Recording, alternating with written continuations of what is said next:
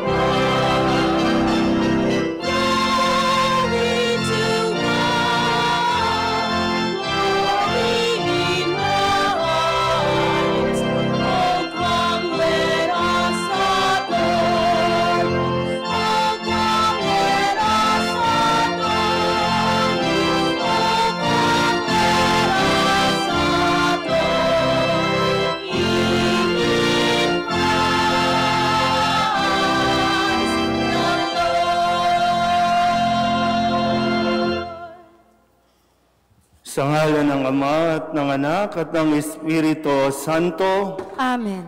Ang pagpapala ng ating Panginoong Hesukristo, ang pag-ibig ng Diyos Ama, at ang pakikipagkaisa ng Espiritu Santo naway sumainyong lahat. At sumaiyo rin.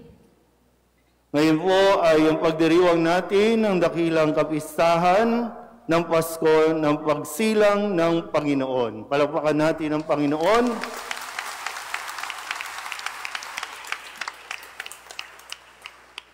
Mga kapatid, aminin natin ang ating mga kasalanan upang tayo'y maging marapat gumanap sa banal na pagdiriwang.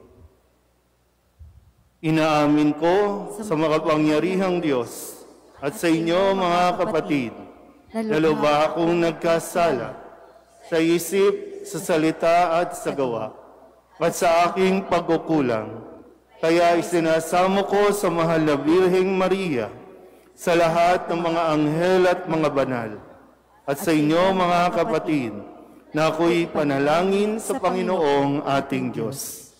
Tawaan tayo ng makapangyarihang Diyos, patawarin tayo sa ating mga kasalanan, at patnubayan tayo sa buhay na walang hanggan. Amen.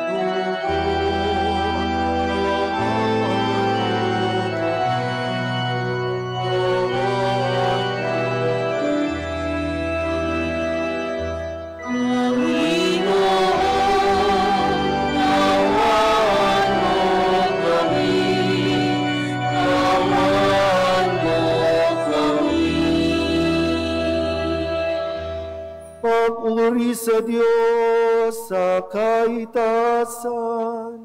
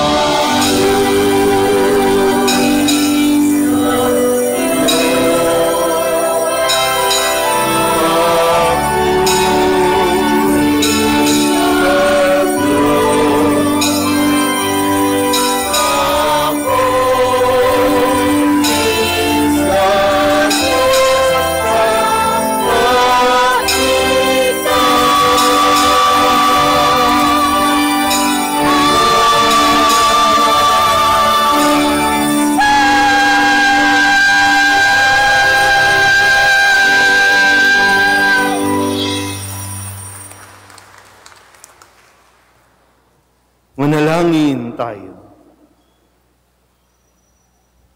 Ama naming makapangyarihan, pinasikat mo sa gabing ito ang sinag ng iyong liwanag na totoo.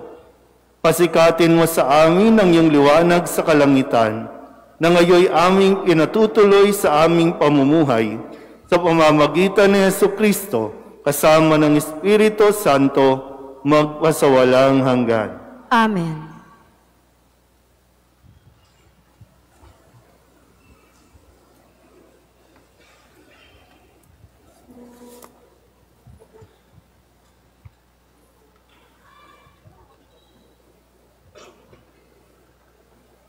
Pagbasa mula sa aklat ni Propeta Esaias. Nakatanaw ng isang malaking liwanag ang bayang malaonang nasa kadiliman, na manaag na ang liwanag sa mga taong namumuhay sa lupaing balot ng dilim.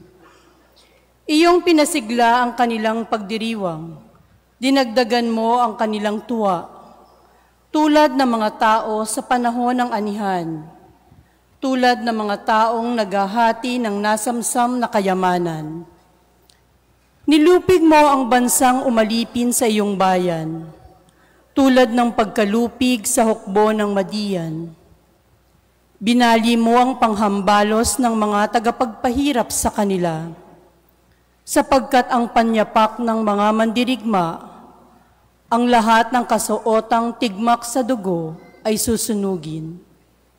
Sapagkat ipinanganak para sa atin ang isang sanggol na lalaki, ibinigay ang isang anak sa atin, at siya ang mamamahala sa atin. Siya ang kahangahangang tagapagpayo, ang makapangyarihang Diyos, walang hanggang Ama, ang prinsipe ng kapayapaan. Malawak na kapangyarihan at walang hanggang kapayapaan ang ipinagkaloob sa trono ni David at sa kanyang paghahari, upang matatag ito at papanatilihin sa katarungan at katwiran, ngayon at magpakailanman. Isasagawa ito ng makapangyarihang Panginoon. Ang salita ng Diyos. Salamat sa Diyos.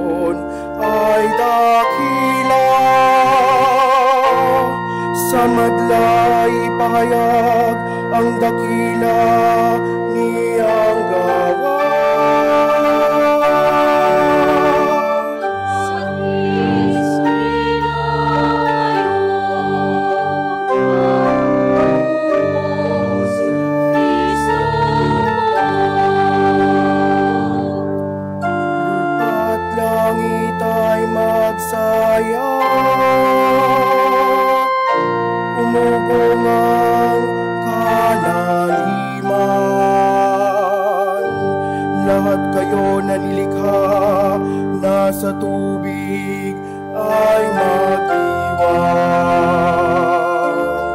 Ang buklurin at ang lahat ng naroon ay sumigaw. Pati ang mga punong kahoy sa galak ay mag-awitan.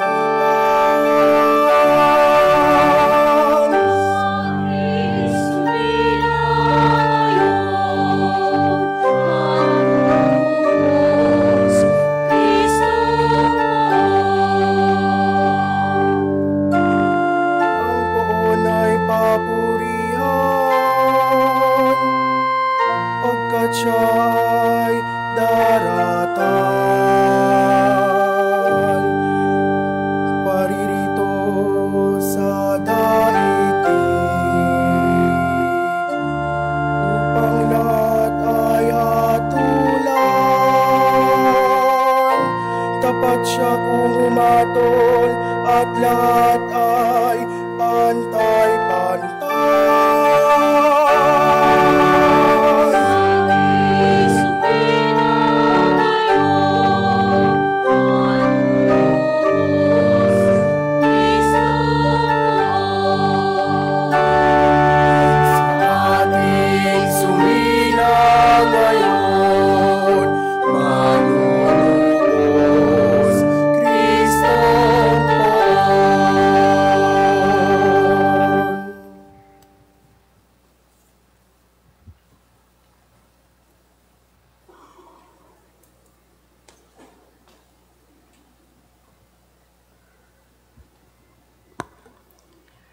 Pagbasa mula sa sulat ni Apostol San Pablo kay Tito.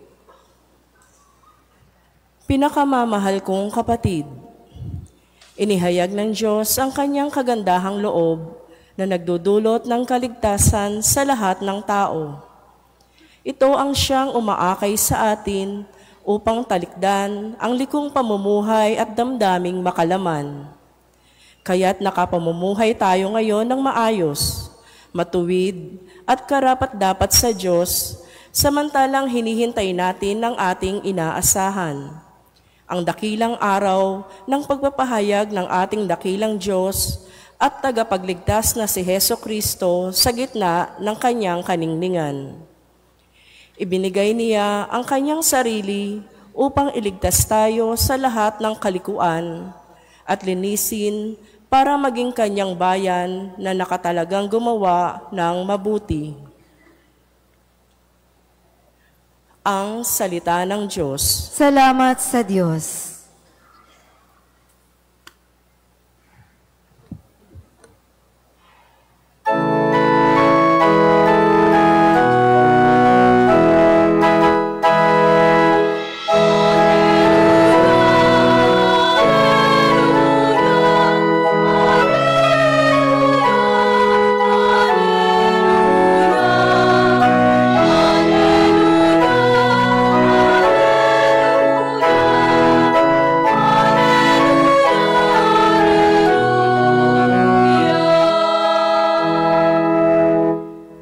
Ito'y balitang masaya, manunubos sumilang na sa ati Kristo, poon siya.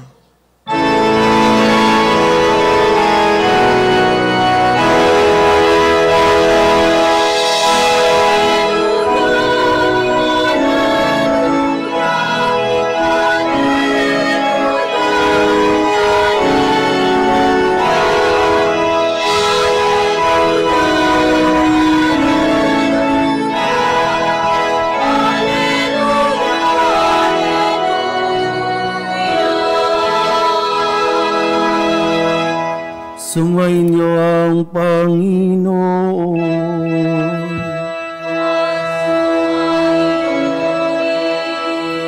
Ang mabuting balita ng Panginoon ayon kay San Lucas.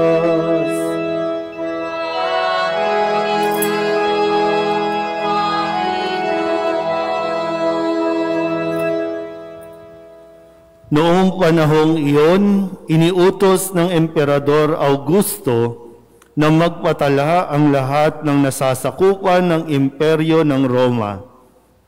Ang unang pagpapatalang ito'y ginawa ng si Cirenio, ang gobernador ng Syria. Kaya't umuwi ang bawat isa sa sariling bayan upang magpatala.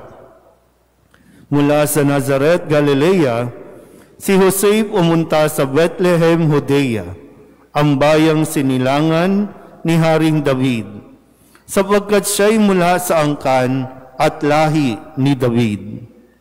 Kasama niyang umuwi upang magpatala rin si Maria na kanyang magiging asawa na nooy kagampan. Samantalang naroroon sila, dumating ang oras ng panganganak ni Maria at isinilang niya ang kanyang panganay at ito'y lalaki.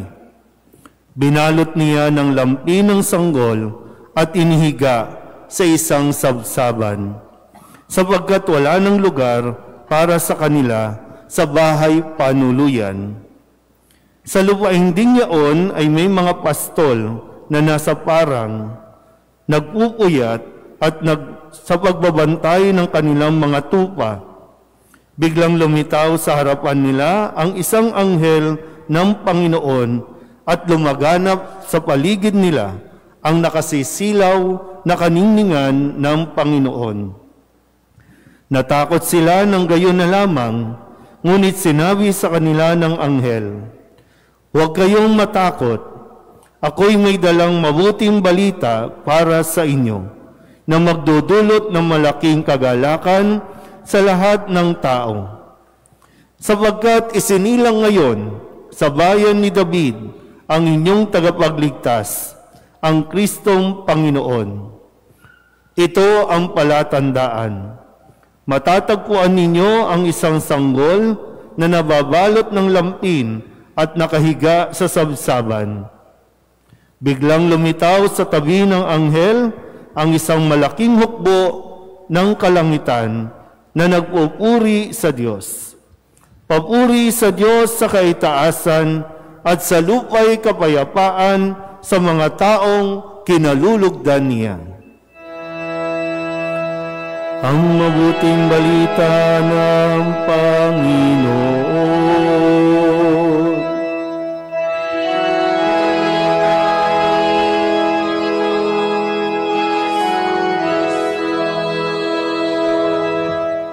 Merry Christmas!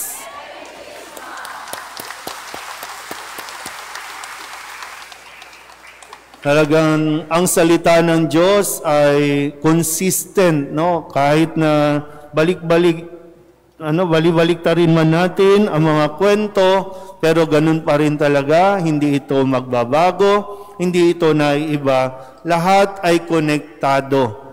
Kaya talagang maaasahan natin ang mga salita na ating nababasa sa Biblia, ang mga napapakinggan natin sa bawat pagdalo natin sa misa. Na dito, no, binuod yung mga nangyayari o nangyari na noon at ngayon mismo talagang tugma kung taga saan si David, taga saan si Jose, saan isisilang ang sanggol, ano ang ipapangalan sa bata, saan sila, lahat yan ay naririto ngayon. Ito ang katuparan ng pangako ng Diyos. Katuparan. Pero ito pa lang ang simula ng magiging misyon na gagawin ni Jesus na tagapagligtas o magliligtas sa atin. Sabihin niyo nga sa katabi ninyo, Pasko na. Sa ayaw at sa gusto mo, Pasko na. Sa ayaw at sa gusto ng mundo, Pasko na. Hindi nakadepende sa kagustuhan ng tao na si Kristo ay isilang, kundi ito ang kagustuhan ng Diyos na ang kanyang bugtong na anak ay isilang. Kaya tandaan niyo po ulit ulitin ko at pagkakadiinan ko at nawa mapagnilayan natin ng mabuti. Bagaman, mayroon lang tayong ginagamit ng mga imahen, mga simbolo para lamang mas matulungan tayo.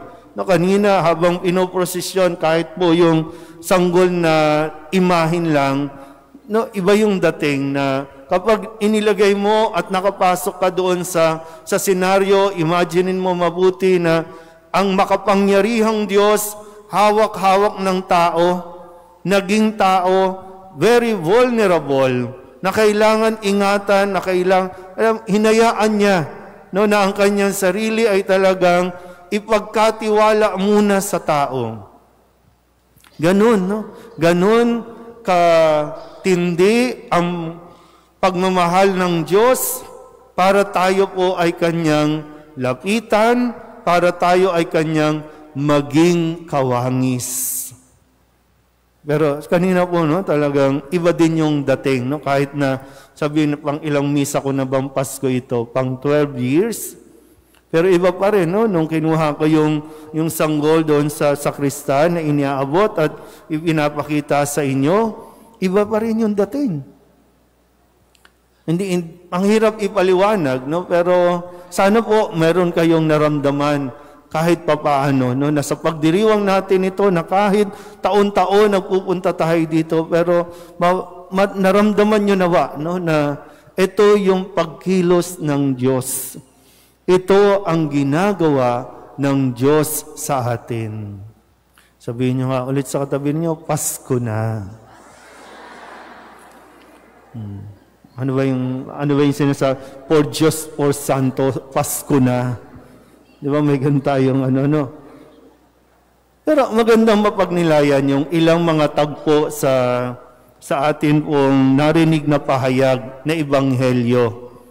Kasi kumpara sa mga ayos natin sa bahay, no? Kumpara sa mga decoration natin sa bahay, saan ipinanganak ang sanggol na ito?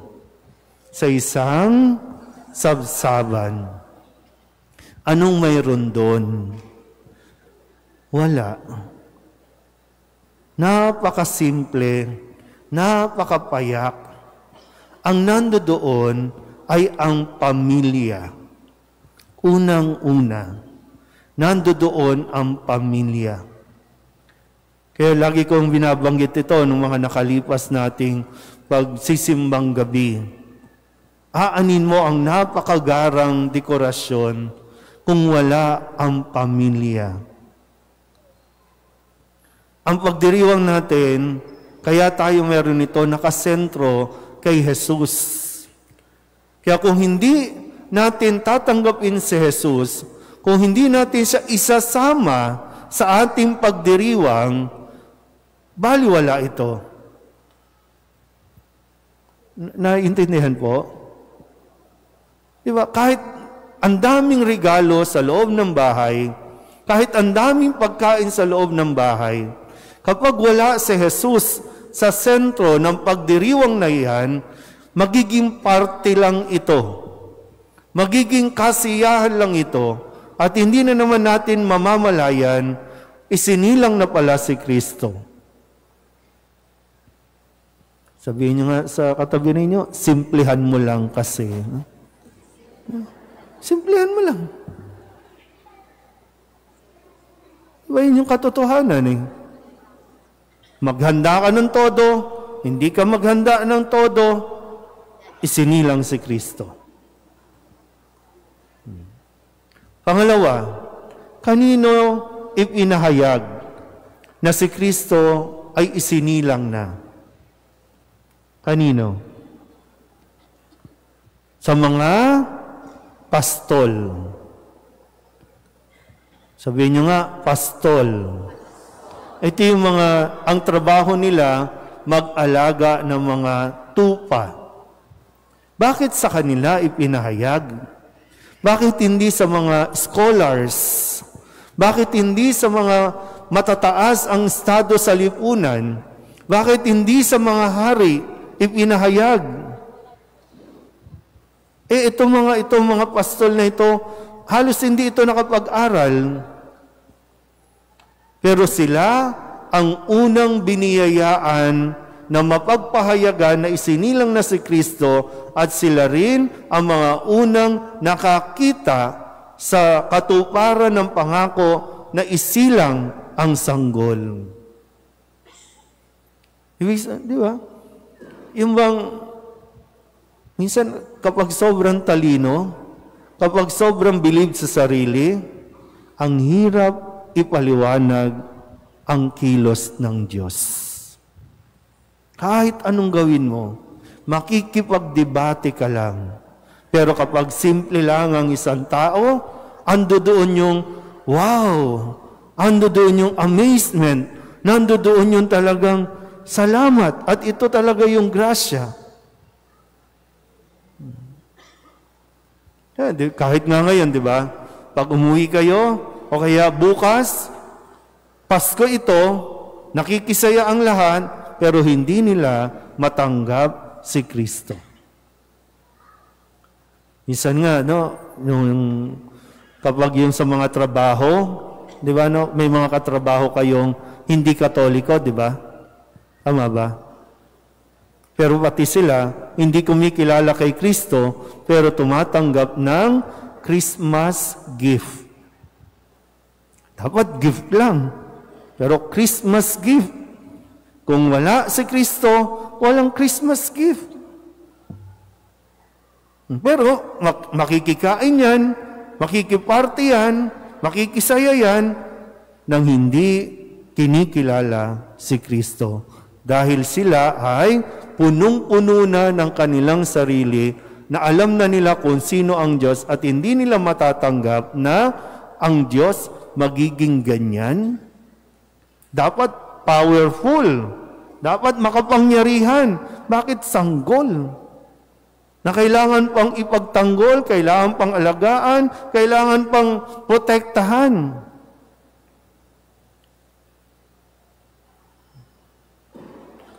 Pangatlo, ang pagparito natin ay pagpapaalala din na tayo ay mayroong mga misyon. Hindi lang tayo basta nandito para lang magsabi, salamat sa Diyos, nakita namin, naramdaman namin si Kristo. Dahil sa pagtatapos nito, ang misyon natin, katulad ng mga anghel, humayo, ipalaganap, sabihin din sa iba, na matatagpuan ninyo ang sanggol doon sa sabsaban. Pumunta kayo, makikita nyo rin ang aming nakita, mararanasan nyo rin ang aming naranasan, na tunay ngang ang Diyos ay laging sumasa atin. Sabihin nyo nga ulit sa katabi ninyo, Pasko na. Ulit, Pasko na. Muli, Merry Christmas po sa ating lahat.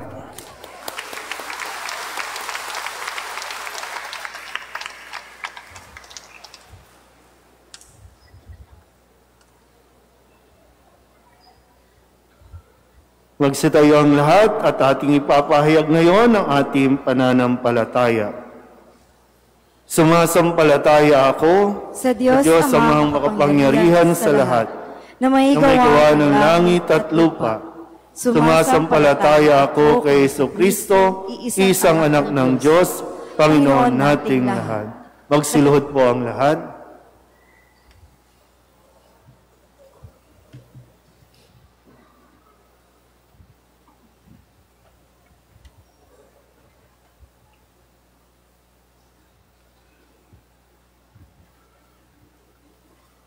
Magsitayo na po. Nagkatawang tao siya, lalang ng Espiritu Santo. Ipinanganak ni Santa Mariang Birhen. Pinapakasakit ni Poncio Pilato. Ipinapos sa krus na matay ni libing. Nanaog sa kinaroroonan ng mga yumao. Nang may 3 araw, nabuhay na mag-uli. Umakyat sa langit, naluluklok sa kanan ng Diyos Amang makapangyarihan sa lahat. Doon magmumulang paririto at tuhukom sa nangabubuhay at nangamatay na tao. Sumasampalataya naman ako sa Diyos Espiritu Santo, sa banal na simbahang Katolika, sa kasamahan ng mga banal, sa kapatawaran ng mga kasalanan, sa pagkabuhay ng muli ng nangamatay na tao, at sa buhay na walang hanggan. Amen.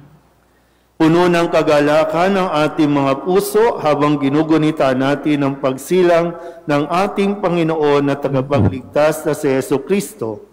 Taglay ang mga pusong nagpapasalamat, manalangin tayo sa Diyos na ating Ama na nagsugo ng kanyang anak upang tayo ay iligtas.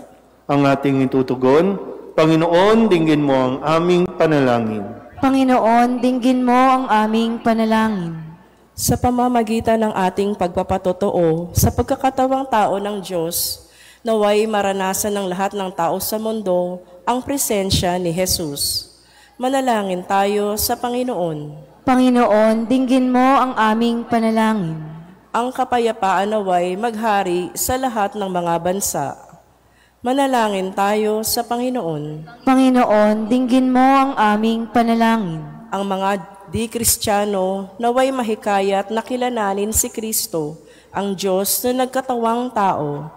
Manalangin tayo sa Panginoon. Panginoon, dinggin mo ang aming panalangin.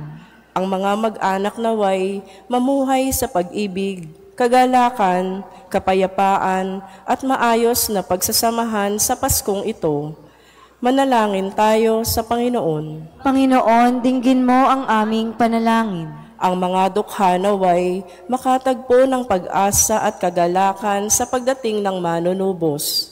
Manalangin tayo sa Panginoon. Panginoon, dinggin mo ang aming panalangin. Tahimik nating idalangin ang ating mga sariling kahilingan.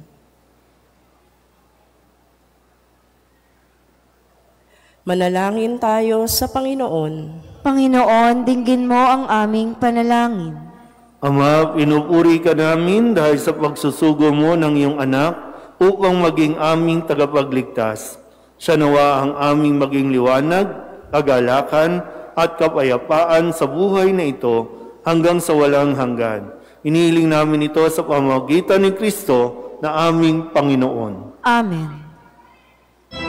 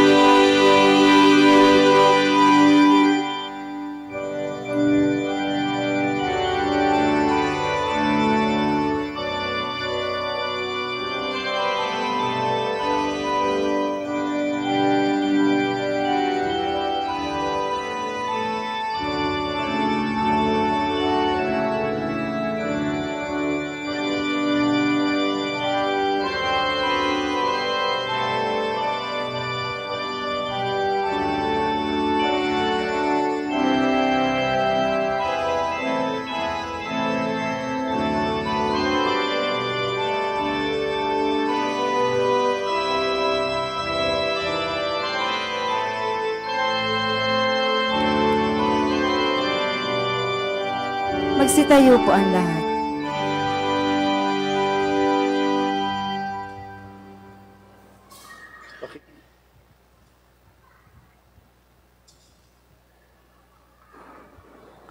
Manalangin kayo mga kapatid upang paghahain natin ay kalugdan ng Diyos Amang makapangyarihan. Tanggapin nawa ng Panginoon itong paghahain sa iyong mga kamay, sa kapurihan niya at karangalan sa ating kapakinabangan at sa buong sambayanan niyang banal. Ama naming lumikha, kalugdan mo ang paghahain ngayong Pasko ng pagsilang sa pagpapalitang ito ng iyong kaloob at aming handog. Ang anak mong umako sa aming kaabahan ay siya nawang magparangal sa amit magtampok bilang tagapamagitan kasama ng Espiritu Santo magpasawalang hanggan. Amen. Sumainyo ang Panginoon. At sumayo rin. Itaas sa Diyos ang inyong puso at diwa. Itinaas na namin sa Panginoon. Pasalamatan natin ang Panginoong ating Diyos. Marapat na siya ay pasalamatan. Ama naming makapangyarihan, tunay ngang marapat na ikaw ay aming pasalamatan sa pamamagitan ni Jesucristo na aming Panginoon. Ang anak mong di naiiba sa amin ay siyang pumawi sa dilim, kaya ngayon ikaw ang aming nababanaagan. Ang anak mong di naiiba sa iyo ay siyang iisang salita mo. Sa katauhan niya ang iyong sarili aming nakikita. Sa pamamagitan niya ang iyong pag-ibig ay kahali-halina, kahit ikaw ay lingid sa aming mata. Kaya kaysa ng mga anghel na nagsisiawit ng papuri sa iyo, nang walang humpay sa kalangitan, kami nagbubunyi sa iyong kadakilaan.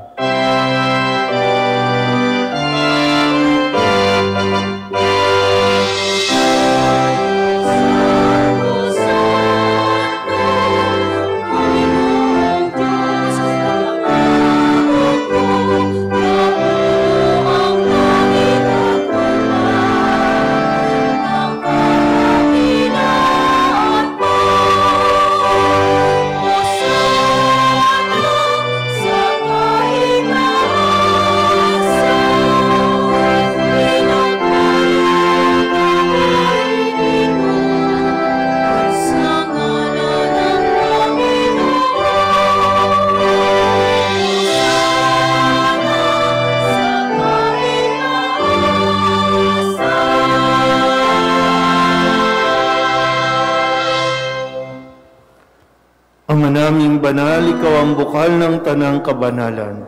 Kaya't sa pamamagitan ng iyong Espiritu, gawin mong banal ang kaloob na ito upang para sa aming maging katawan at dugo ng aming Panginoong Heso Kristo.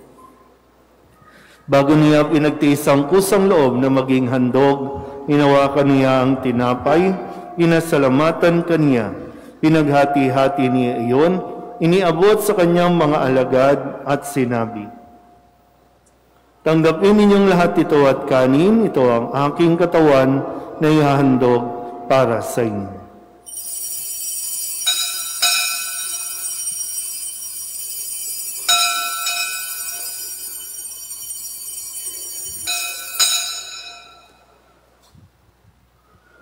Gayun din naman nang matapos ang hapunan, hinawakan niya ang kalis, muli kaniyang pinasalamatan.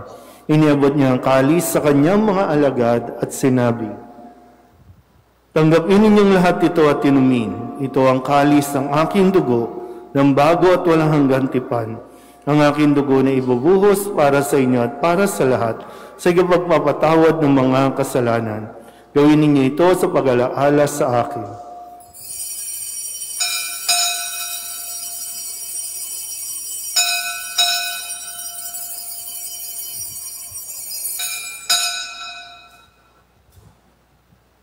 Ipagbunyi natin ang misteryo ng pananampalataya.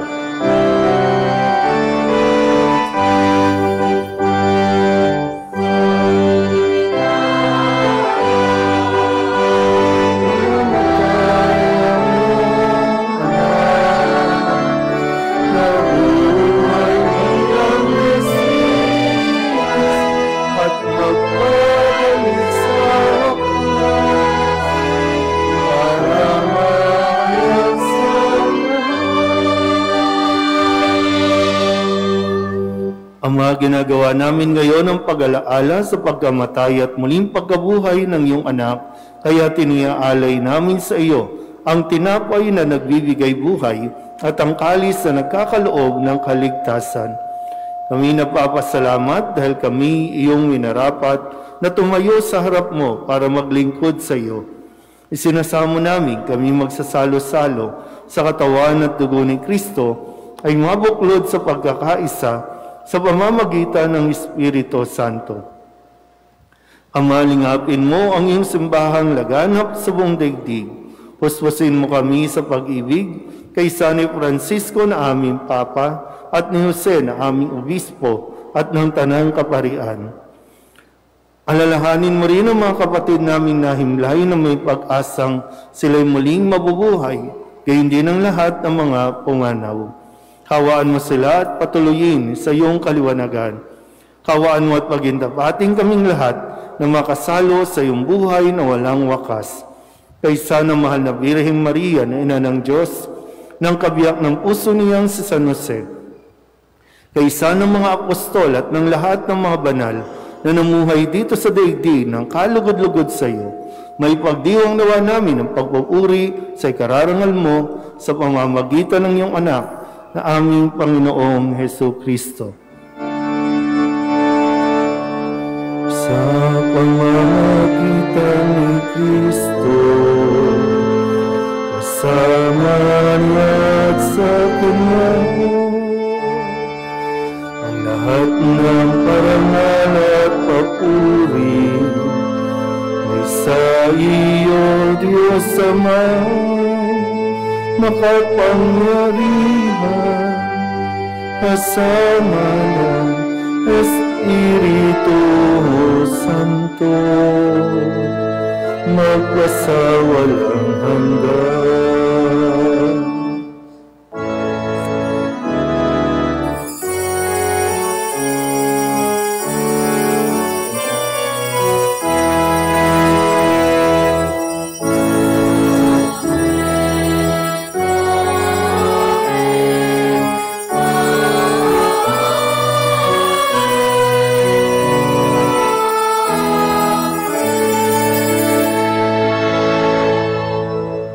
Sa tagubilin ng mga nakagagaling na utos at turo ni Jesus sa Panginoon natin at Diyos, ipahayag natin ang lakas loob.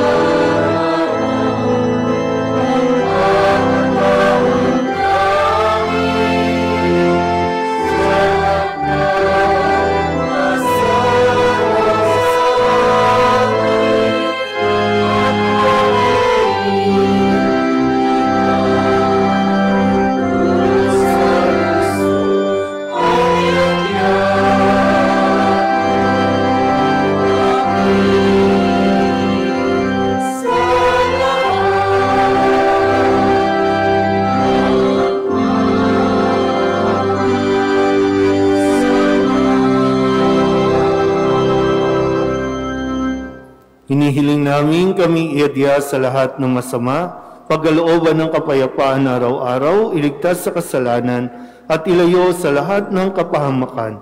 Samantalang aming pinananabikan ang dakilang araw ng pagpapahayag ng tagapagligtas naming si Hesus Kristo.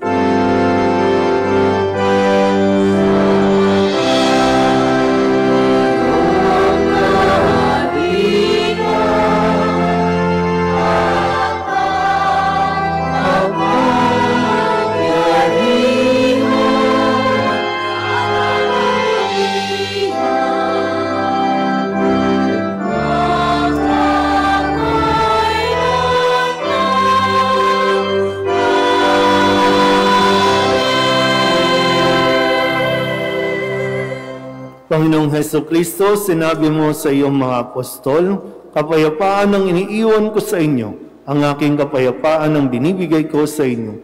Tunghayan mo ang aming pananampalataya at huwag ang aming mga pagkakasala.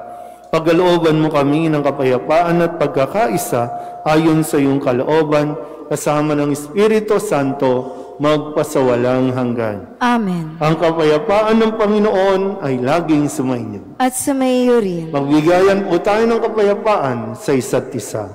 Merry Christmas po.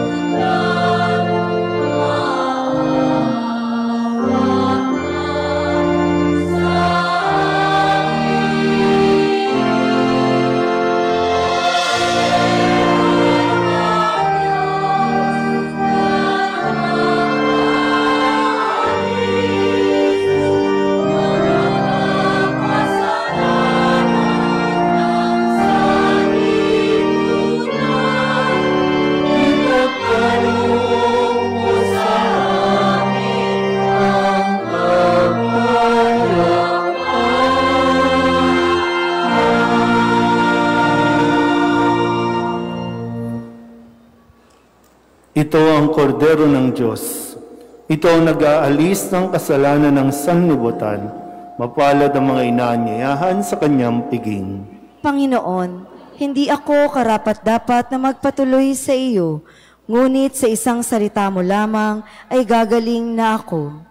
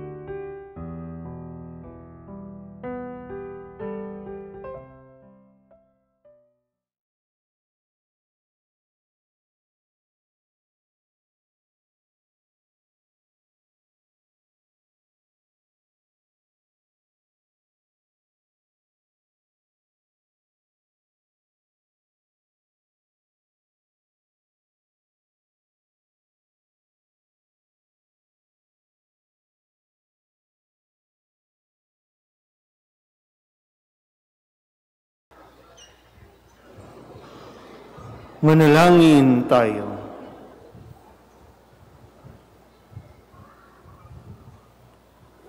Ama naming mapagmahal, sa pagdiriwang namin na maligayang Pasko, pagindapatin mong kami makasalo sa pamumuhay ng anak mong kalugod-lugod sa iyo.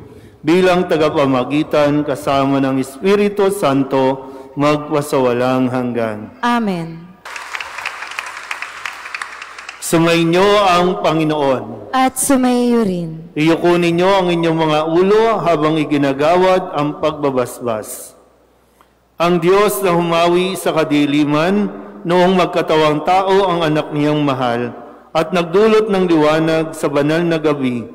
Pakundangan sa kanyang pagsilang, ay siya nawang magtaboy sa dilim ng kasamaan at magpaningning sa liwanag ng kabutihan sa inyong kalooban, ngayon at magpasawalang hanggan. Amen.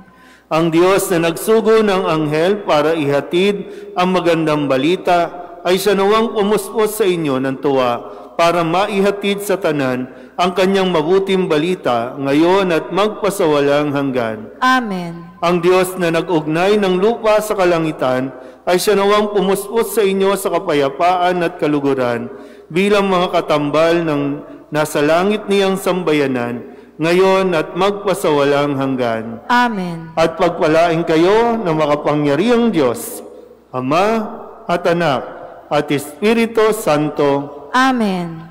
Humayo kayong taglay ang kapayapaan upang ang Panginoon ay mahalin at paglingkuran.